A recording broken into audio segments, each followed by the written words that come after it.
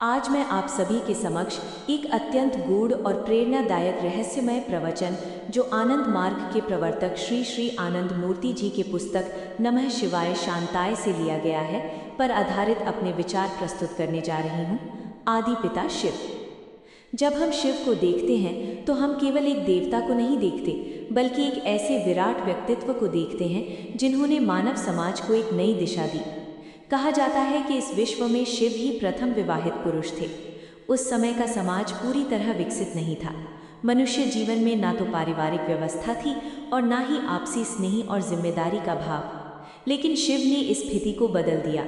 उन्होंने मनुष्य को सिखाया कि जीवन केवल अपने लिए नहीं बल्कि परिवार और समाज के लिए भी होता है।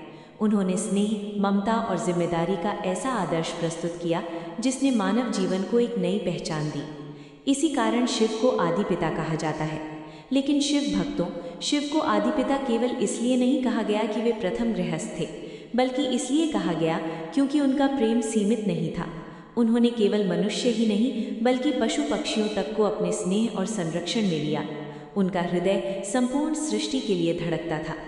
शिव के प्रभाव से ही मानव चेतना का जागरण हुआ। जो मनुष्य पहले असंगठित और ममताहीन थे, उन्होंने एक दूसरे के साथ जुड़ना सीखा। उन्होंने ये समझा कि हम सब एक ही पिता की संतान हैं। तभी मानव के हृदय से ये भाव निकला, हर में पिता, गौरी माता, स्वदेशः भुवनत्रयम्।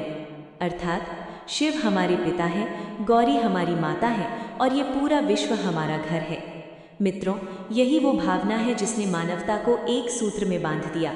शिव ने केवल पितृत्व ही नहीं दिया बल्कि भाईचारे की भावना को भी मजबूत किया।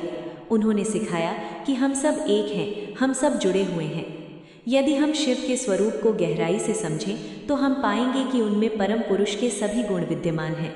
वे सृष्टि के आरंभ में भी हैं, मध्य में भी हैं और अंत में भी हैं। वे ही मार्गदर्शक हैं, वे ही संरक्षक हैं।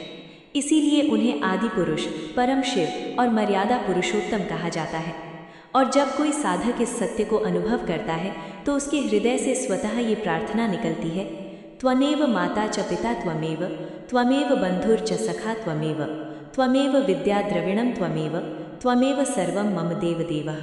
अर्थात, हे प्रभु, आप ही मेरे माता पिता हैं, आप ही मेरे मित्र हैं, आप ही मेरा ज्ञान और संपत्ति हैं, आप ही मेरे सब कुछ हैं।